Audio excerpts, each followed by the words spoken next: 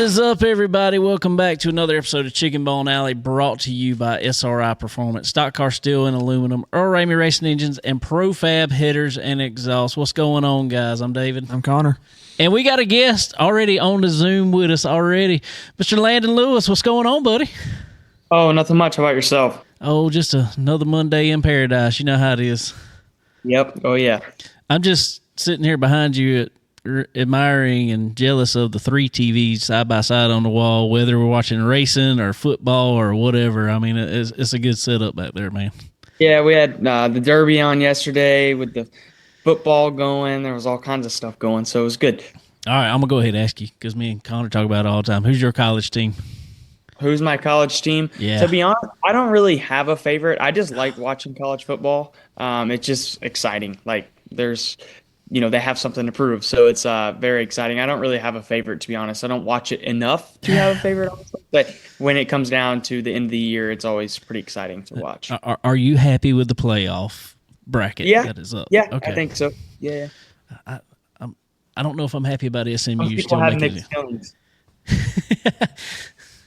It's something else. I don't know if I'm happy about SMU still making it in. I don't know. They weren't going to please everybody, were they? They definitely were not going to please everybody. That is for sure.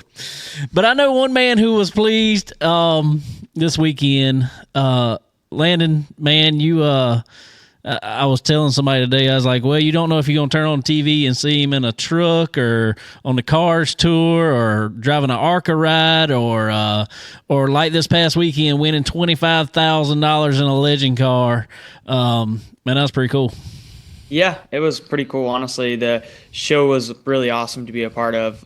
Mike and Mason Diaz did a really good job of treating the racer and doing what the racer wanted to do. So that was really cool. They kind of took in consideration. It was really cold down there. I woke up one morning, it was 19 degrees in North Carolina, which is not very normal. So they did a really good job. They pushed the show back a little bit to kind of let the sun come up to get a little warmer. And I thought the show was just really, really well. I was watching it while y'all were running up there, and I was like, man, it was cold. But I was like, I don't know what was colder, that race or the week before at the Classic, because that was pretty cold too. It was both pretty cold. That's rough. Man, if you can, real quick, I want to go back a little bit. Our buddy Brian Hicks was just here in the shop messing with you a little bit. He was telling me about earlier, about you used to run with them some back in the day, back at Myrtle Beach and stuff, and it's kind of where you cut your teeth on the asphalt tracks and stuff back in the day. Yeah, so that was really cool. Being able to race at Myrtle Beach, right? Actually, the year that it was closing, so that was really cool because that's really honestly where I grew up. From a baby playing with jack stands to jacks, and just watching my dad race. My great grandfather raced there, my grandpa, my dad, and then myself. So we were I was the fourth generation to get to race there. So that was really cool. And actually, my last race, I got to race with my grandpa. So that was really neat. He actually passed me one time, and I was not going to let that slide. So it was really cool. And just definitely doesn't feel that long ago, but it's long. It's 5 years now? Oh, too long. Yeah, that's what it's long. been. Cool, man. That's really cool. And well, since then, me and Connor both have had the, I guess we'll say, privilege of getting our butt whooped out there in some legend cars a few times by you over here at Florence Motor Speedway, at least. So, man, I know it's so hard. And it's probably just a open-ended question, but dude, I'm not trying to blow your head up. I'm not that guy, but it's like everything you've jumped in, man. You have excelled at. I don't care if it's been, a late model, a truck, a legend car, obviously, and everything else. What do what is it about you that you feel like you're able to jump in anything and just be fast? Well, it all starts with the people I have around me that I surrounded myself around, and that's where it all starts, to be honest.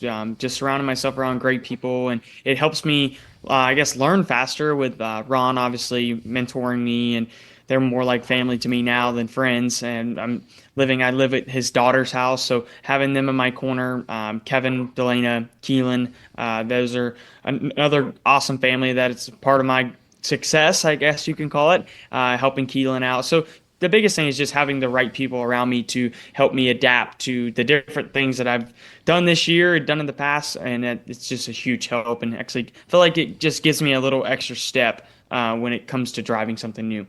I hear you there, man. And I know talk about legend cars real quick because obviously you're coming off a big win in a legend car, and man, that Joe Ryan group, Joe Ryan Osborne, he's a man, legend on the legend car side.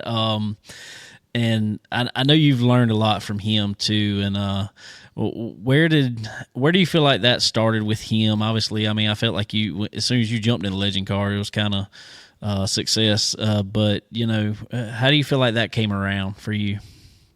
Well, I guess I'll just take you back through the whole how it all honestly worked out. It's really the story's honestly really cool of how it all worked out. So I was obviously racing go-karts around the Carolinas, me and my dad just traveling everywhere and trying to race on the national level. And finally, we were at Dublin when it was still open and watching the modifieds and the late models and stuff. And actually, Billy Workman, which is married to Candace, which is Ron's daughter, he was racing modifieds at the time. My dad really liked those cars. And so he got in contact with Candace, which is Ron's daughter, and talked about coming up and looking at a car. Well, through this whole situation, I had no clue. I was coming up to Charlotte to for a banquet, a national banquet. So I was just coming up here to get a couple checks and trophies and go back home. Well, we made a stop at Ron's shop, and it kind of just took off from there. We bought the car, went and raced it. Ron was there for my first race, and that's all it wrote. When he came to the first race, he didn't miss another one after that. So that was really cool to have Ron in my corner. And then a couple months go by,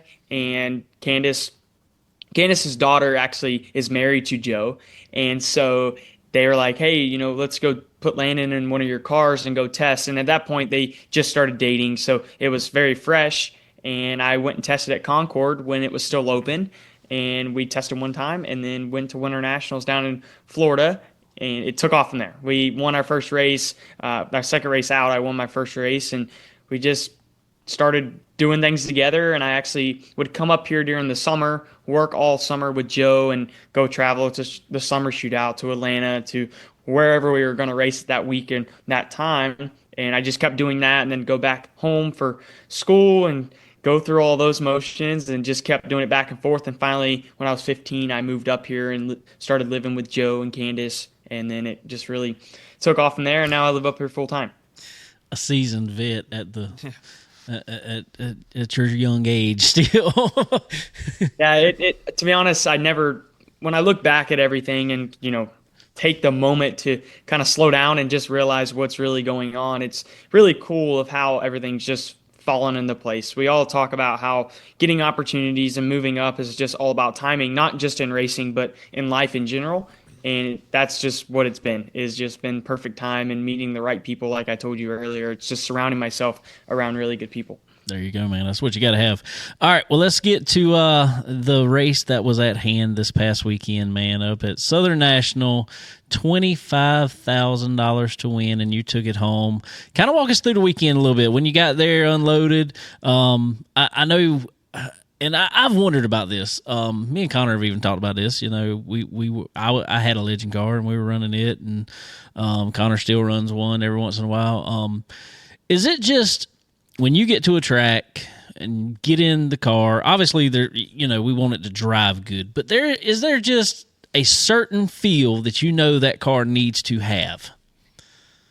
Yeah, I mean, obviously, being a legend car for 5 years now, I've just kind of understood of what I really need for these races. The biggest thing, like starting in the weekend, is I just focused on 70 laps. Like I had to be there at lap 70 to win the race. So I wasn't trying to set my car up to make it for 25 laps. I needed to set it up for 70. So just having that, I feel like, experience with the car store, like we talked about, and running these longer races, I feel like helped me. And like you said, just knowing the feel that I need for these longer races and for the shootouts that you have that are 25, 30 laps.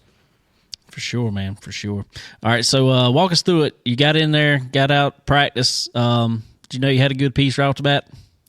I knew exactly right when we unloaded. We had a really good car. It honestly all started the week before when we were down there for the Classic. We fired off really good, and to be honest, I didn't know what I had because this week I had to put the disc brakes on, which is something totally different because I was running on the drum Oh, brakes, really? Bilstein shocks, the FZ09, like everything Wow. original. And I went and ran the classic. We were really fast and we had a really good car, but I told Joe I wasn't going to make it 70 laps with those drum brakes because actually when we went to Florence, remember they had that 75 Yep. lap race. We were on drums, and about lap 40, I was struggling to get in the corner just because it was so loose with the drums. Obviously, they were a lot looser on the longer runs. That's right. So I unloaded, and I didn't really know what to do. I had to get used to brakes after we were really good there a week before. So that was probably the biggest struggle we had. I had, honestly, all weekend. Yeah, Connor. I thought we were behind on stuff. I wasn't. It's my driving. It's still my driving. I'm sorry. So, come time for qualifying, man. Obviously, you knew what you had there. How'd it feel? Ready It to felt rock really at that good. point? Yeah, in practice we showed really good speed. Like I told you earlier, I really tried to focus on 70 laps, like what I Yeah. needed to have at lap 70. And so there, the draft is pretty big, and it really changes the balance of the race car. So you get behind someone, the thing it turns really good, but the moment you get out front, it can be really tight. So I focused all weekend not following anyone to just try to get the car good by myself, because I knew if I got behind someone, it would be better. And so we worked on that, got it really good, I thought, and then bolted on a set of tires for qualifying, or didn't bolt on a set of tires, but had some newer tires that we were kind of trying to save because that track is so abrasive, just like Florence is. So we try to slow it down, and I just honestly overdrove everything, and I screwed myself from qualifying and laid an egg. And so I started fifth in the pole shuffle, which I thought was really cool. It honestly kind of brought me like the Chili Bowl vibes of Yeah. the pole shuffle, and you can gain spots. So started the pole shuffle and drove from fifth to the lead and had a really good car. I think we were leading by like 2 seconds after the 15 laps. So my car was really, really good. And then we had, so for the race, we had all separate tires, brand new tires that we had to all start on. And our staggers weren't exactly the same as the set before. So we tried to adjust for that as much as we could, which the whole team tried to. And we got it close, but I was just way too tight at the start of the race. So I felt like that hurt me for the start of the race. Connor, did you hear that just a second ago? He said he laid an egg in qualifying, qualified fifth. That'd be nice. It's terrible, man. It's terrible. Well, I hope so. I hold myself to a high expectation. Oh, yeah, for sure.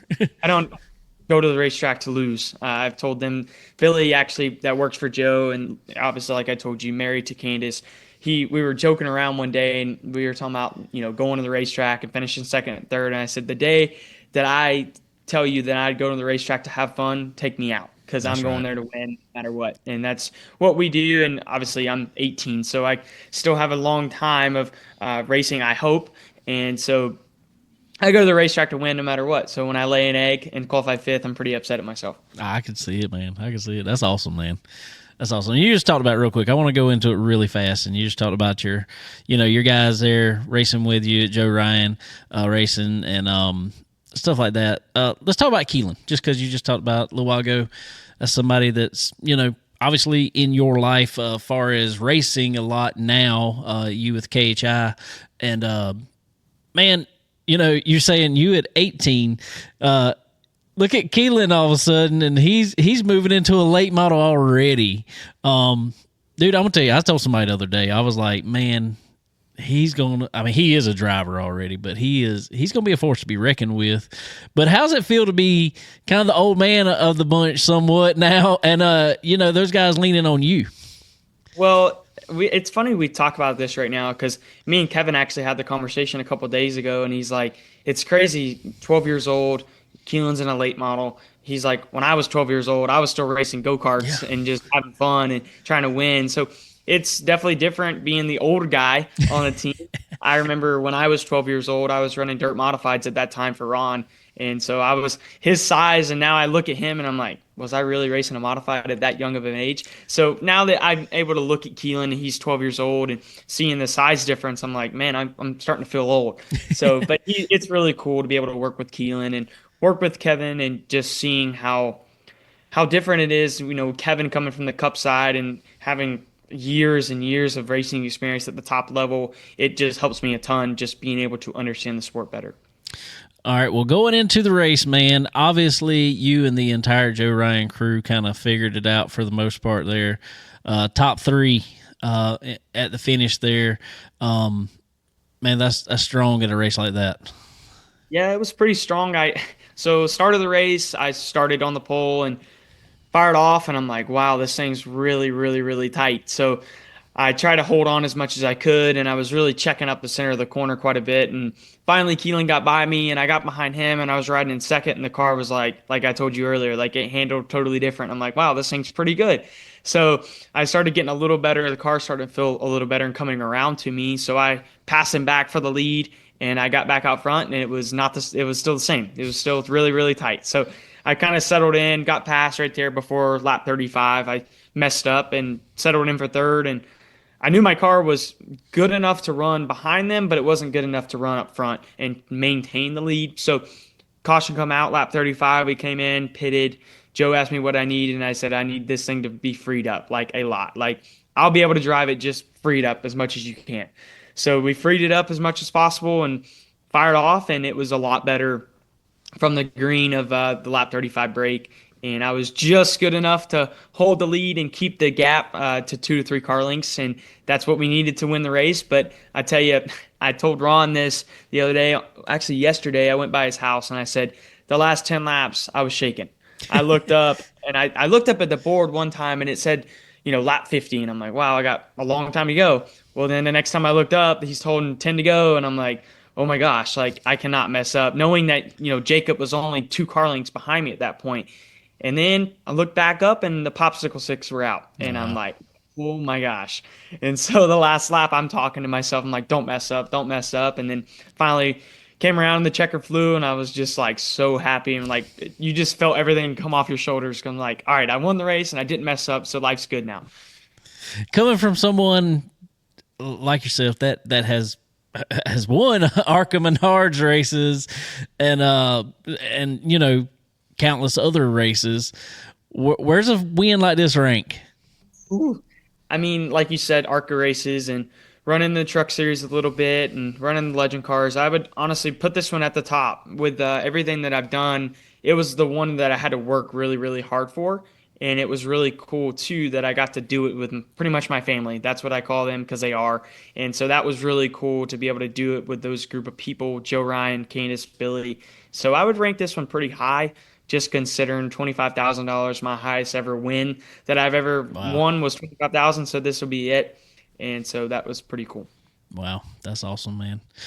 Good deal, man. Well, congratulations on that for sure. But I do want to go into just a little bit, which I don't want to keep you too long. But man, I want to go into a little bit of this past year. I mean, you kind of got into whatever you could, and even before this year, obviously you talk about you come from dirt modifieds. We've seen you get in a dirt late model before, just and everything else, but the trucks, ARCA, whatever you can race, man. Do you feel like one that's obviously got to be helping you grow in, but is there one thing that you kind of like more or that you have a lot of fun with? Yeah, I mean, to be honest, I have a lot of fun with the legend car stuff. It's a blast. They're a handful to drive, like we all know. They don't drive well, and it's totally, honestly, it's really opposite of what like the late model side of it is. The legend car, if you're comfortable, you're slow. You have to be uncomfortable to be fast. And so that's the part that gets me going because it really drives me towards like the modified, how the modified you're on the edge, on the sideways, up on the bars. And that's kind of where I feel like it correlates a little bit. It's just you got to drive it every lap like it's the last. And if you don't, you're going to be slow. There you go, man. There you go. Well, I do want to ask, though, about this last season. You spent a good bit of time in the or decent amount of time in the late model stock, running some cars tour races and all that stuff. Yeah. So how'd you like that? I mean, it was fun, very fun. I enjoyed, and I'm just honored to be able to drive for Kevin and him giving me the opportunity to go race for him. That was really cool. Like I talked to you earlier about how it's all full circle. Yeah. Ron used to race for Kevin at KHI, and now Ron's mentoring me, and I'm racing for Kevin at KHI late model team. So it's just evolving circle. And the late model season went really well, I felt like, for what we were up against. Yeah, I wish I could have won some more races personally. I'm glad we got one this year. That was that's right. way to half off the year. With everything that we were up against starting, I mean, this year really was our first full year of racing late model stocks. The year before that, we ran 5 races total, I feel like, with Lane Riggs and Josh Berry. So this year was our first full time year, and we had some different guys coming in and out of the shop, and it was definitely challenging. But I felt like we made the most of it with Brent winning, I think, 3 races, and I won one, and Yeah. we qualified on the pole a couple times and showed really good speed. So I was really happy. I'm hoping that we can get a little better, and I think we'll have a good year. Awesome. Awesome. That is cool, man. So working with somebody like, obviously you talk about working with Ron, also working with Kevin. Um, Kevin's extensive background, obviously all the way up through Cup. You know, working with him now, what is it that he brings to you? Is it driving advice, or is it out the car advice, or what do you feel like he brings most to you? It's really both driving and life in general. I know I can go up to him right now and ask him a question of anything I need to know of life, how to, run a race team to how to drive. He has the answer for it. And he's just been there for me, the last 4 years, 3 years at this point, with helping Keelan and driver coaching him, getting him started in the legend car, and now helping him with the late model stuff, being able to driver coach him. And Kevin just, he's really cool to work for. Obviously, I work at KHI full time, so right. that's really cool to see him in and out of the shop. And it's really neat because I told this in an interview before when we won Wake the week before this. I hit everything but the pace car. I mean everything. And I destroyed the race car. And obviously I got to fix it every week that I mess it up. So we're at the shop Monday. I'm working on it, trying to get this thing ready to go for Wake on Friday night. And Kevin comes in the shop and he pulls me over to the side and he goes, "Listen, you got to get your stuff together. We can't be wrecking race cars every week. You got to get your stuff figured out. I don't know what it is, but you need to figure it out." And I'm like, "Oh, okay, Yes, sir. I didn't know that conversation was coming, but I'm glad it did because it really made me, go home, think about really what I was doing, and really realizing that I had to finish races to be able to get results. And that was something that really helped me. I feel like towards the end of the year too, with finishing the last 3 races, making the best of it, and then we won Wake that week after, and so that was really cool. Well, awesome, man. That is cool. I do want to ask you though, any announcements that you've already put out there, anything of what your 2025 holds yet? No, I don't have any announcements yet. Obviously, going to try to work out a deal with KHI and run their late model program a little bit more next year, but I don't have any plans right as of now. Like we all know, money makes the world go around, That's right. so we gotta get the funding and get everything together. But I have great people behind me to be able to help me do that with Kevin, Delana, everyone at KHI. The group's amazing. Ron, Lindy, everyone at the Hornaday family, Candace for allowing me to stay at her house and helping me out as much as I can or as she can, and Billy, and obviously what this interview is about with Joe Ryan Race Cars and being able to go out there and win 25,000 and win the second highest paying legend car race in history. So that's really cool to be able to do that. For sure, man. Well, dude, I sure appreciate it, and I don't want to hold you any longer. But man, it's been great having you on here, and I hope we can have you back soon, man. Let's talk about some more big wins. Yeah, let's get some more wins and then we can do this more often. That's right, buddy. I do want to tell you something real quick, though. It's funny. You were talking about your dad and him earlier. I'd seen your dad race down at Myrtle Beach and everything, but the first time I actually met him was about, I think, August in a Dollar General in Timmonsville, South Carolina. Wow, I don't know what he was doing at a Dollar General, but he was buying he bought the whole box of fold-out chairs that they had there.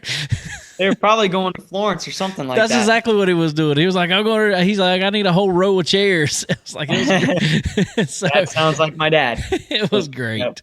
Yep. They try to make every race they can, and I can't forget them for allowing me to come up here, move up here when I was 15 years old, and I know it's tough on them for me not being home as much as I want to be or need to be in their eyes, but they just been there since day one to support me and go home for Christmas and see everyone and then back to work and get ready for next year. That's right, buddy. Well, man, if we don't talk to you before, I hope you have a very Merry Christmas. And we sure appreciate you jumping on with us, man. Yes, thank you guys, and hopefully, like you said, we can get some more big wins and do this soon. All right, man. Appreciate it. Have a good one. Yep. All right, ladies and gentlemen, that was Mr. Landen Lewis jumping on board with us first thing tonight. Yeah. We've been texting back and forth trying to line everything up and got it right, and he jumped on with us. So we greatly appreciate him, and congratulations to him again on picking up a $25,000 win in a legend car. I don't know. I hadn't seen anywhere. Was that like the biggest legend car race? Or is there one? Wasn't there that one in Charlotte that There year? was. The Daniel Hemrick one. That's right. I thought I thought it was less than this, but it might have been more than 25,000. I can't remember the That amount. was forever ago. But that was the last. forever That was the ago. only big money Legends race that I can think of outside of this recent one here. So For sure. Well, cool deal. before we get into everything here, let's thank some sponsors. Chicken Bone Alley is brought to you by SRI Performance. They are your one-stop shop for all things racing. Do you need performance parts? Look no further. They offer a wide range of high-performance parts for various types of racing, including stock car racing, dirt racing, and more. SRI Performance also has the most knowledgeable employees in the industry.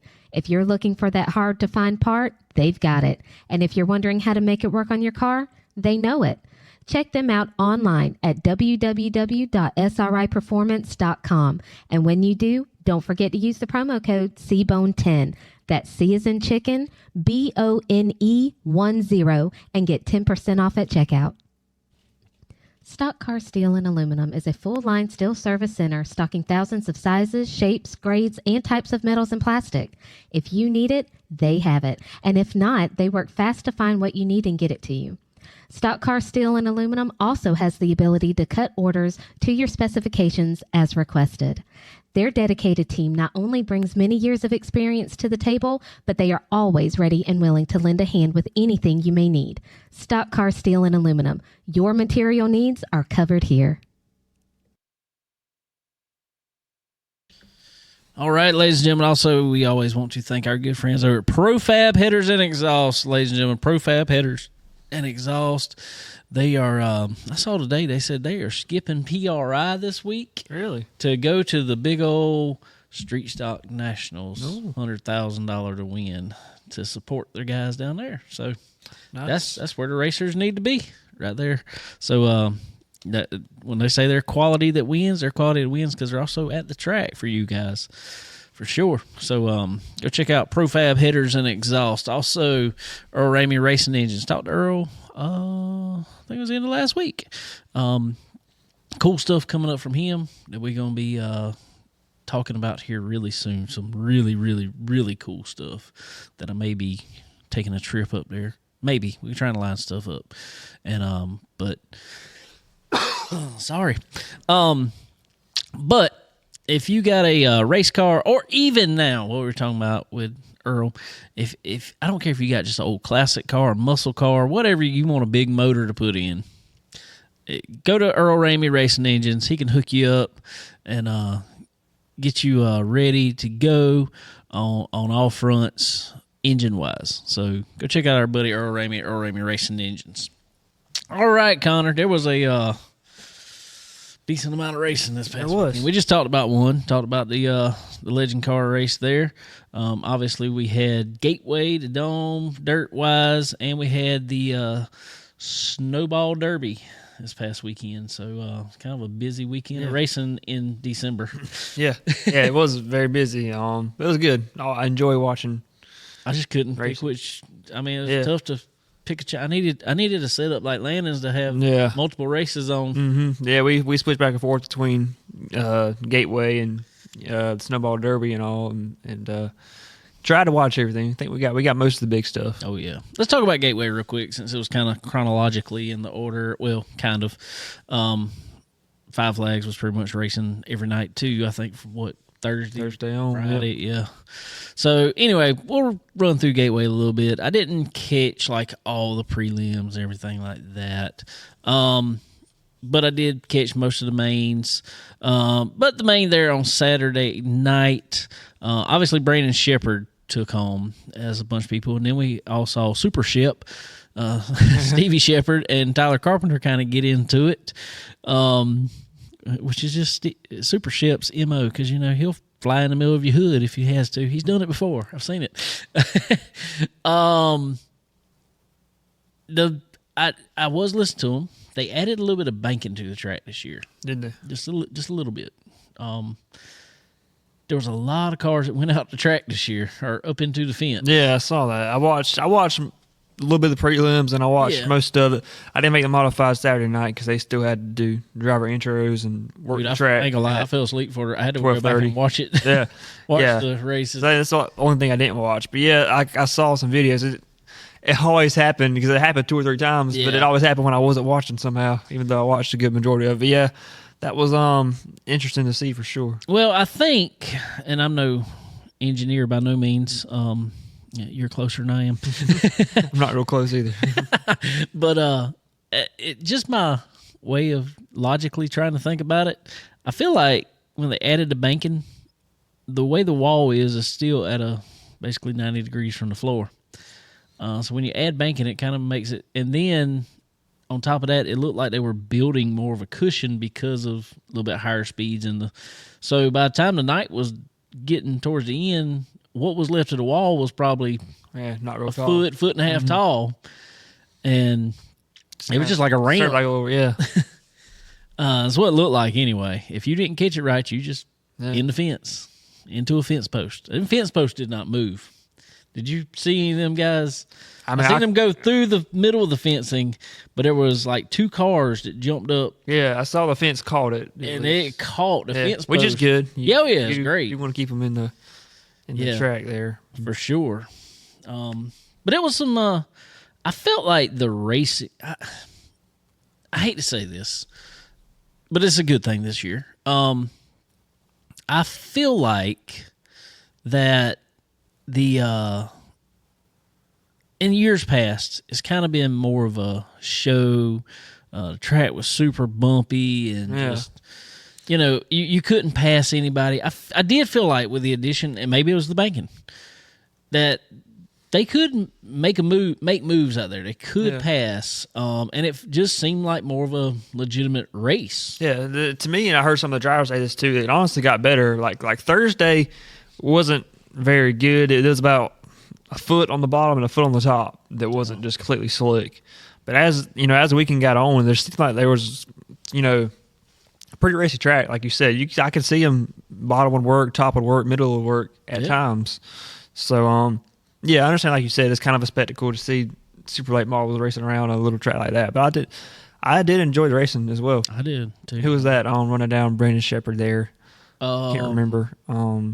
That was Bobby Pierce. Yeah. And he broke the last corner and still finished second. Yeah, it was exciting. Yeah. I wanted to see if he's going to make something happen or not. He almost did. He said, but I enjoyed it. It was I always like to watch that. Yeah, it's always a great. Me and Dad talk about, I don't know how many rear spoilers and quarters they take, because it's like some of them every time they went on the track, the whole brand new rear, the whole rear body work was tore off of the car. Yep.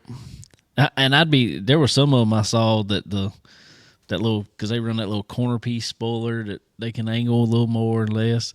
Some of them guys, once they knocked it off, they never put it back on. I'd be like, that's me. Just leave it off. Aerodynamics are counting none in here. In qualifying on Thursday, it was just like every car just go in there and back it into the wall and then grab the gas and go. Yeah.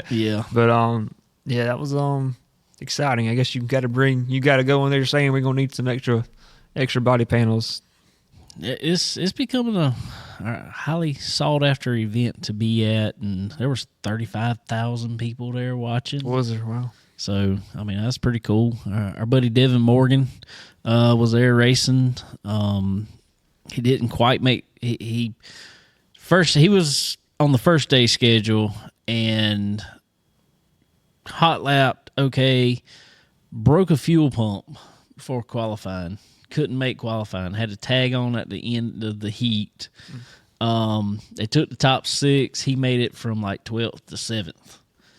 So you could pass. And even who was that finished second?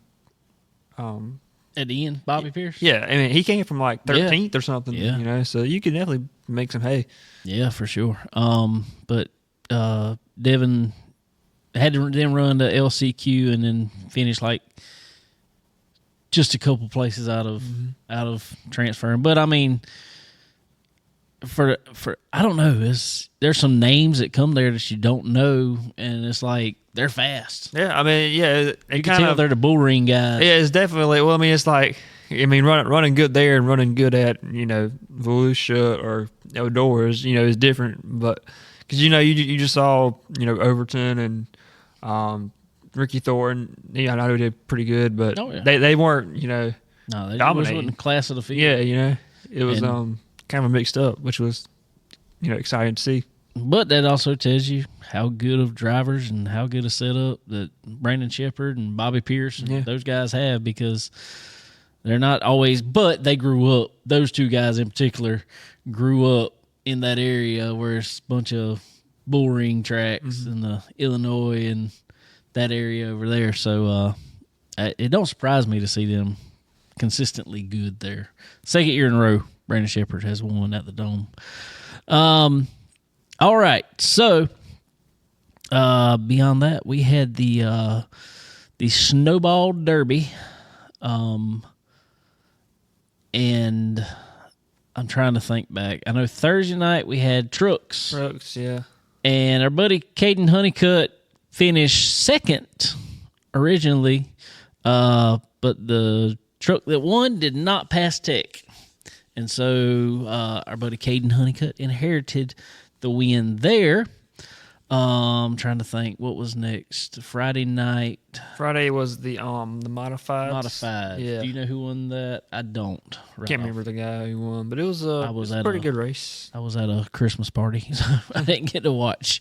Then Saturday, the Snowflake, which Stephen Nassy took home the win there. Which isn't surprising to see Stephen Nassy win there ever, unless it's in the Snowball Derby, and then he's so close and just can't make it happen. Really a good race, I thought, Snowball Derby on Sunday. Yeah. Overall, it was just seemed like a really good show. Ty Majeski was fast all weekend. On what was it, Thursday, I think, practice ended up, piece of track come up. They had to replace the whole nose of the car because it busted it almost off. But other than that, he was still fast. Set on pole. Caden Honeycutt was outside pole. So both of them were fast all weekend. Race kind of went as the Snowball Derby goes, in my opinion. I mean, it just... Yeah. Different tire strategies kind of play out. I don't know. What'd you think throughout the middle of it? Yeah, to be honest, I fell asleep through part of it. See how? Yeah. It drags out sometimes. Yeah, I watched the first 50, 75 laps, and I kind of dozed off, and I actually woke up perfectly. It was about 50, 60 to go. So I don't know much what happened there, but because I kind of asked my dad, I said, was it just been the Ty Majeski show? But he said, no, I mean, there's been, you know, some, you know, movement, like you said, tire strategy played a big part. But I mean, 300 lap race, you got to ride a little bit. You can't, you can't just go wide open. But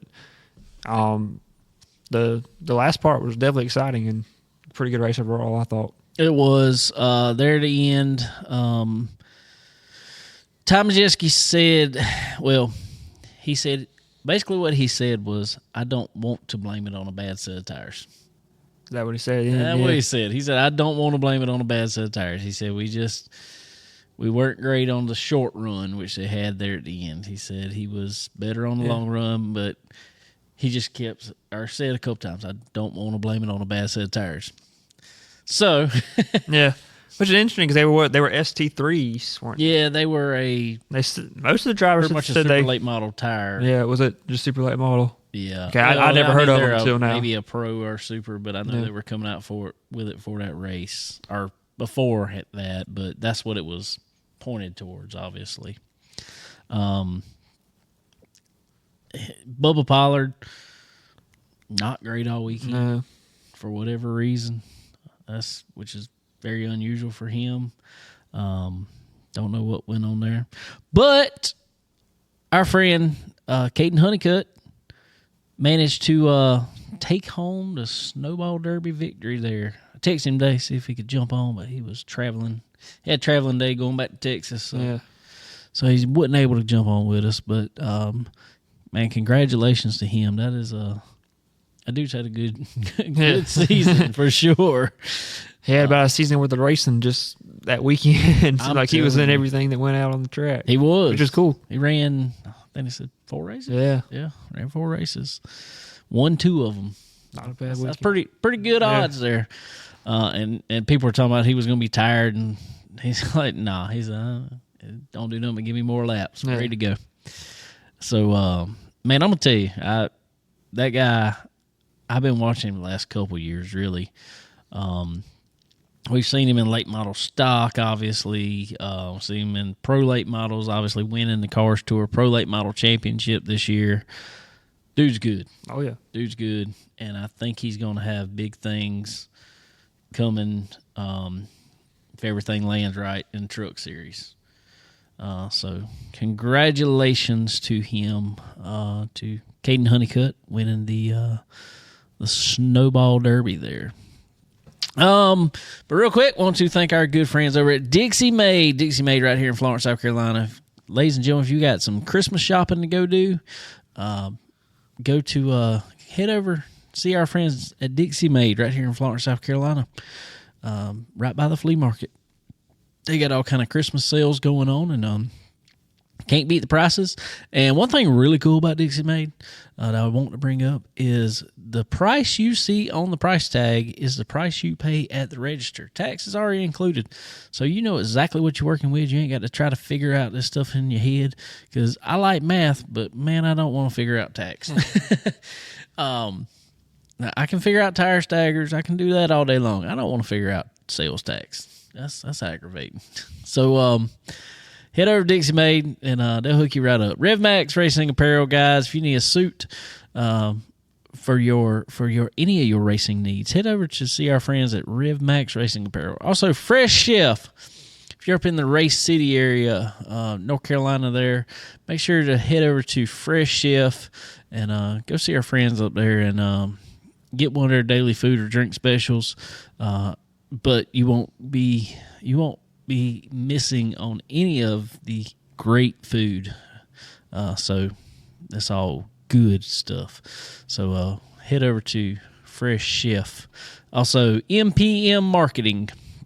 Ladies and gentlemen, if you are starting in this world of racing and really want to move up and you need somebody that knows what they're doing, there's none better out there than MPM Marketing. www.marketwithmpm.com, and go check them out, and they'll it won't be beat on the marketing side, that's for sure. So yeah, go check them out for sure. All right, Connor. Well, I guess that's about all the racing we're going to talk about for the year. I mean, we got the Snowball Derby. I mean, not Snowball. We got the what's the Tulsa Shootout coming up? We got the Chili Bowl coming up. But I'm not gonna lie, guys. I love watching them, and I watch them. There have been years. The year I had shoulder surgery, fortunately fell over the Tulsa Shootout, I think it was. Like the day after I had surgery. So I literally sat there. I couldn't do anything. I watched every heat race. Wow. Every lap that was on the track for the Tulsa Shootout that year, I watched every lap. Essentially every lap. I might have got up a couple times, go get something to eat or something. I don't know. I didn't move too much. So I love watching it, but I don't know anybody in it. I don't know the names that are all in it. They're and I mean, we could have them here on the show. I mean, I would love to, but I just don't know them. I ain't gonna lie. Yeah, it's cool, but I kind of like the full body cars a little better. But I mean, it's prestigious. You know, both of them are. Sure. I know Kyle Busch is going to be going to race the Chili Bowl. Did I hear Christopher Bell was going to be racing it? Maybe. I think he will. I think so. I thought I heard something about that too. So we'll see. who all is going to be out there. I know some people are probably keeping up with that more than I am. So, so that's cool. But we'll be talking about that. Like I said, this is probably our last episode for the year. We got the New Year's bash coming up, and our buddy Brian come in the shop a little while ago, and he looked at my car and he said, "You ain't gonna make it to the bash." I said, "Oh yeah, I am." "Oh yeah, I am. I'll make it. Challenge accepted. I will make it. I promise you." Nah, it looks worse than it is. Yeah. I promise. Because the body's actually mostly put together just sitting in the trailer. Just got to sit it back over it and pop some rivets in it. Yep. So it's all good. I am changing. I took the whole dash out of there and everything, and redoing some stuff in there. It's a good time to get to stuff when you got your car tore down here. Matt just said he might have to take the Legend. Uh-oh. All right. Well, you ain't sold it yet, so I guess you will. Come on. That's on. Are they having that one Sunday or it's just Saturday? I think they'll probably do both. I saw the schedule. Let me pull up the schedule really fast here. I know the Challengers will be running on Saturday. Also, we'll be qualifying and all that for the Yeah, that takes a while. for the bash itself. On Saturday, let's pull up the schedule right here. Let's see. Saturday racing will be Legends, starting at 5 o'clock. New Year's bash. That will be on January the 4th. That's Saturday. Legends B main. Dirt late models, which is really cool. Having dirt late models on the asphalt. Having a pretty good race with him. Then Challenger AR/limited. UCAR/pure stock. And then the Legends A main race. And then Sunday, January 5th, will be, Legends. They will have a B main. What is that? C. Oh, that's mini stocks. Mini stocks. Street stock last chance. Mini stock A main. Legend A main. And then there will be the mass street stock. 100 laps. That coming up at Dillon Motor Speedway for the New Year's bash. Just keep watching social media. We'll keep up to date on everything there for sure. Got a lot of work to get done for it. I don't know, so we shall see. Yep. All right, Connor. The final college playoff bracket came out. What's your thoughts? There's just I don't know how to feel about it, to be honest with you. There's some teams that Clemson, they did what they had to do. They won their conference championship. By the but rule, it doesn't by leave, the rule, it doesn't leave a good taste in your mouth. It doesn't. I don't know. There's I don't know about the whole automatic bids thing. I did appreciate because everybody said they were going to get to buy the first round. Well, they're not. Yeah.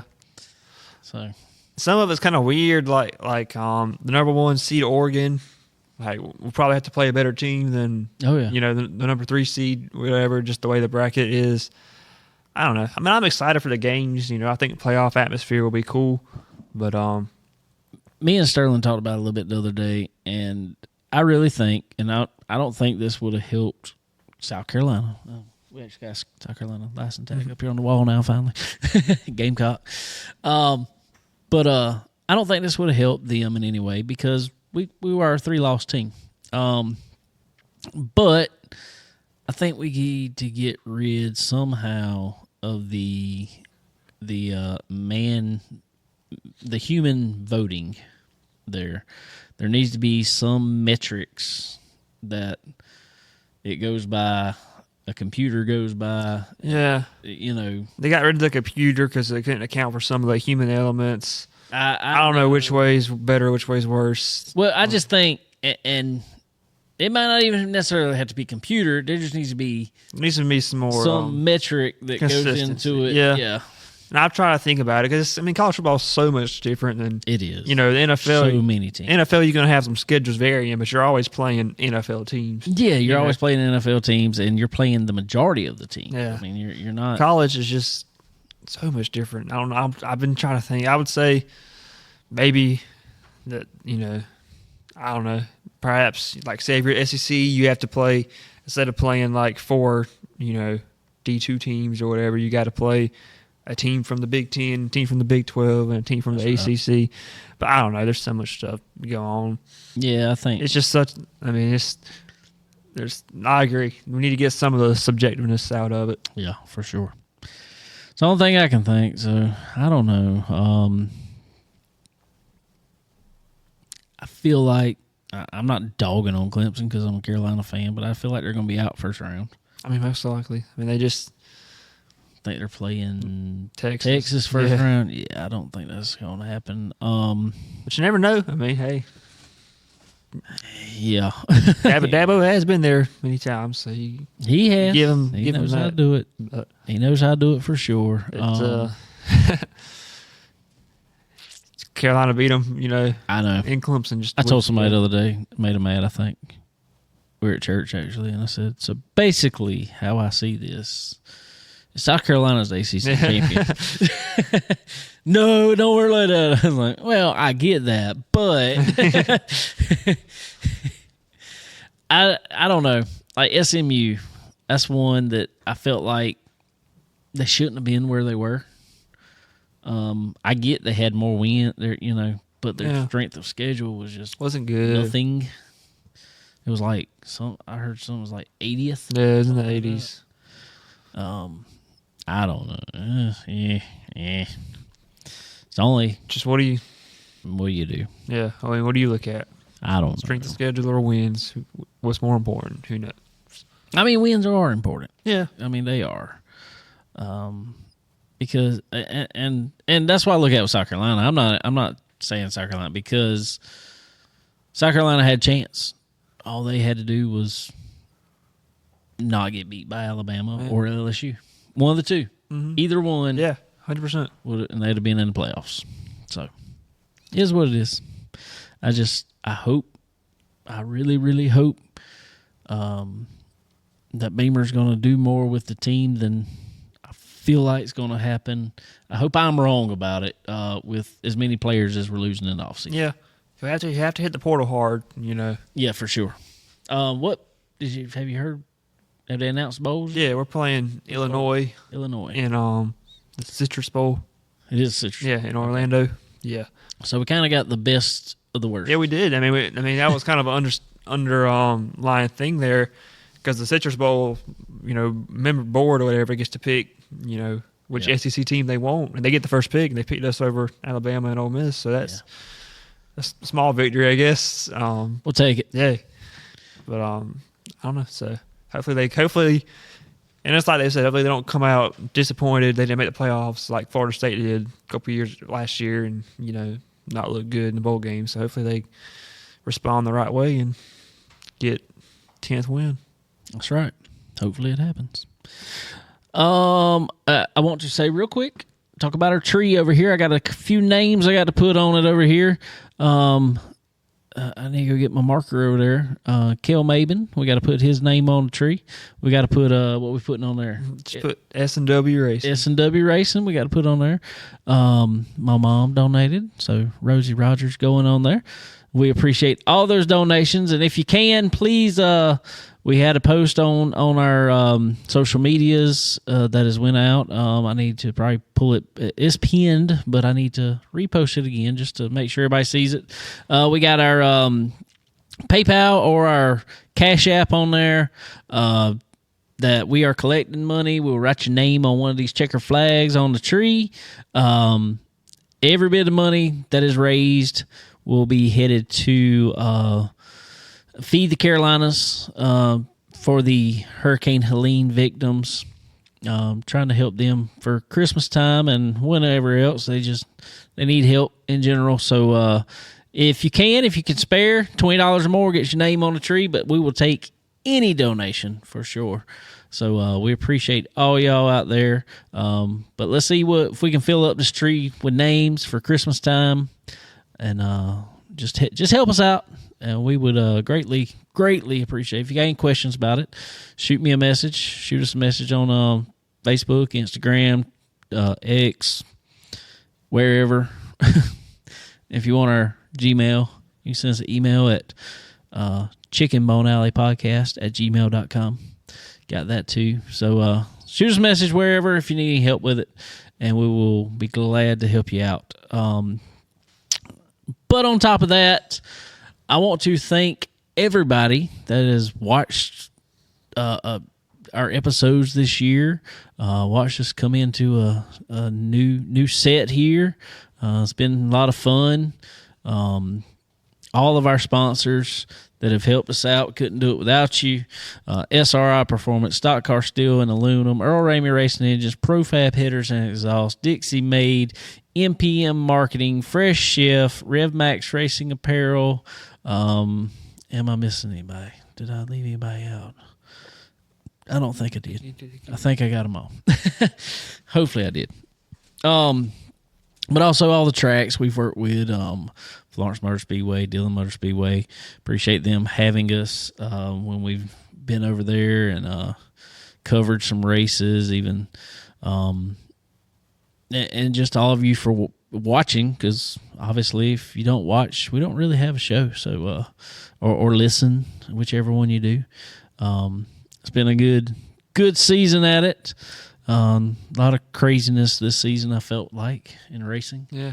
It has been a wild year. We've had some wild finishes, wild wins.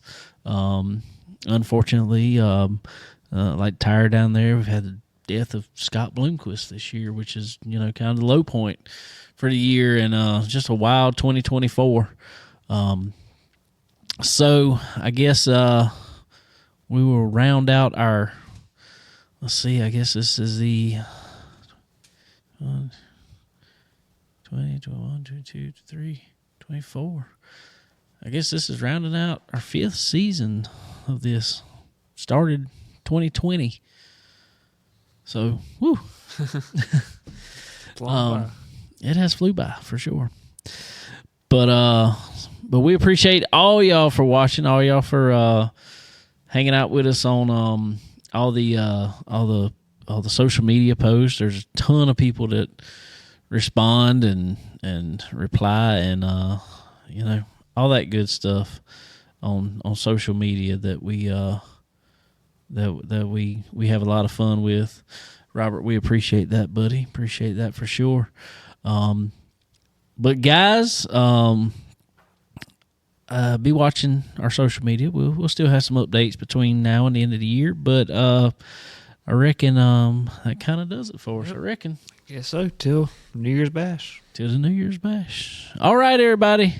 I hope y'all have a Merry Christmas and a Happy New Year, and we will be talking with y'all soon. Later.